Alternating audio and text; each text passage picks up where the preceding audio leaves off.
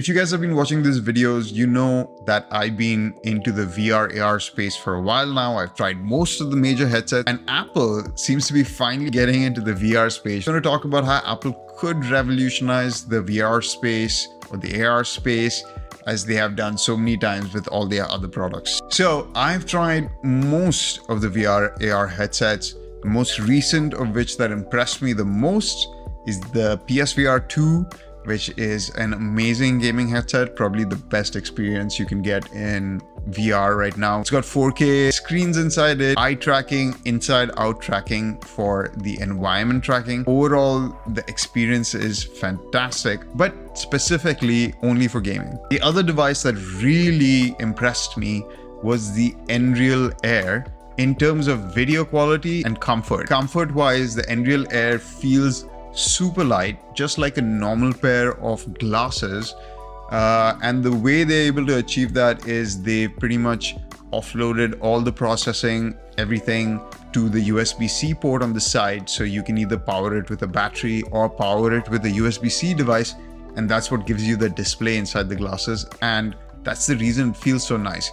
It does have a couple of limitations. It is maxing out at 1080p and it doesn't have a very wide field of view. There'll be links down in the description to both the PSVR 2 and the Nreal Air reviews that I've done in the past, so you can get a better idea of those devices. Both of those are not devices that I would use on a daily basis. And the reason for it is comfort and, flexibility in what you can do with it. They are not productivity devices. Like the PSVR 2 is an entertainment device purely, and the Nreal Air, even though they claim to be a possible productivity device, I explained in my review why I wouldn't really use it as a replacement for my monitors and have 3 virtual monitors in my Nreal Air.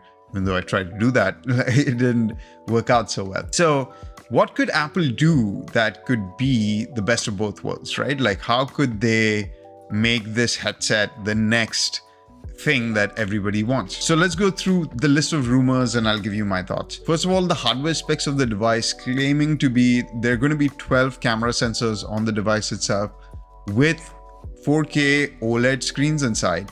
Now, OLED screens give you really dark blacks and give you a really crisp image. There's going to be cameras inside for eye tracking as well, which works really well on the PSVR 2 and could be a key part of how they design the user interface of this device. The operating system, which Apple has already filed for, is called XROS. So it'll be interesting to see what XROS does in terms of user interface, because the Apple headset doesn't come with any controllers. The primary input for this device might be hand tracking with a combination of eye tracking. PlayStation VR, for example, has amazing controllers. They're very precise. It's something else that you need to carry on your person. So it's not exactly portable, or, there's a bit of fiddling going on. So if you want to simplify that user experience, I think hand tracking and eye tracking might be the way to go. With the huge camera array on there, it's pretty obvious that they're going to be doing inside-out tracking, but also they are probably going to be doing pass-through video in very high resolution. So I think the idea behind this headset would be more of an augmented reality experience than a pure VR experience, because it's going to be projecting whatever the environment is outside into your lenses and then putting augmented reality elements on top of that, similar to what the Meta Quest does right now. Now, where Apple could really excel compared to the competition is the user interface. Apple's really smart about doing interesting new user interface designs for new types of gadgets. It's one of the reasons why the iPhone is what it is today. So I'm very curious to see how Apple is able to create an operating system for this thing, because there hasn't really been a compelling operating system that can actually give you a lot of productivity in VR space as of yet. So that's somewhere that Apple really has an advantage. Another place where Apple really excels is inter-device connectivity, at least within their ecosystem, right? So if I can just put on this headset and, connect directly to my Mac and use it to display my computer over here, or it connects directly to my phone and that works as my remote control within VR, or it connects directly to my Apple Watch and gives me real-time fitness data while I'm working out in VR.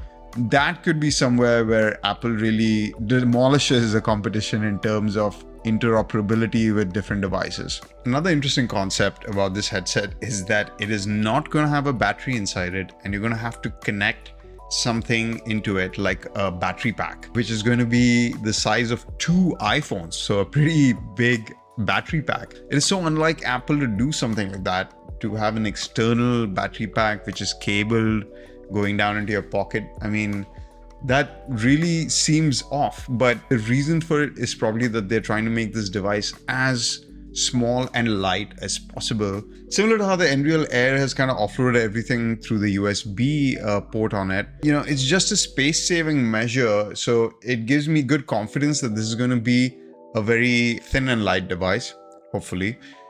Another crazy rumor is that there might be a display on the front of the device. And the reason for that is they might be projecting your face onto the display using the inside camera, which sounds ridiculous, but the idea is that you'd still be able to see your face while you have this device on, which is pretty crazy.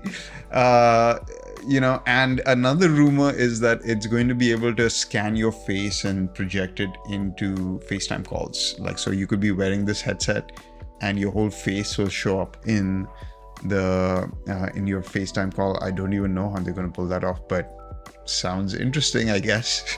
And the last relevant, like rumor that I've heard is that you're going to be able to access every iPad app within the headset, which gives them a huge heads up in terms of having an ecosystem of software. Like the whole iPad library might be coming to their VR headset. And what's interesting about that idea is that the precision of their whatever input method that they're going to have in this device should be as good as capacitive touch is on your phone or your iPad. I mean, like if it wasn't there, then you wouldn't really be able to use your iPad app. Very curious to see how they handle, device interactivity. And even if they manage to pull all this off, and the price of the device is $3,000, which is what the rumors are saying, that's just way too expensive for, the normal person to be able to afford. It's really a weird price point to be a consumer item. Now, I'm sure Apple will sell a ton of them just because they're Apple and like there's so many Apple cheap out there. And even at $3,000, I wouldn't say no to the idea completely. I mean, people buy their $5,000 32-inch monitor. If this can replace that and be like $3,000, then there's a use case for it. But just for the average person and to achieve any kind of mass scale on this device, $3,000 is just a very huge price point. So I'm curious to see whether Apple's gonna subsidize their bill of materials or sell it as a loss leader in order to get some traction on this platform. But apart from that, it's going to be an exciting WWDC to see what happens. That's going to be it for this video. If you like this video, hit that like button, leave me a comment, subscribe to watch more videos like this, and I'll see you guys in the next one. Bye.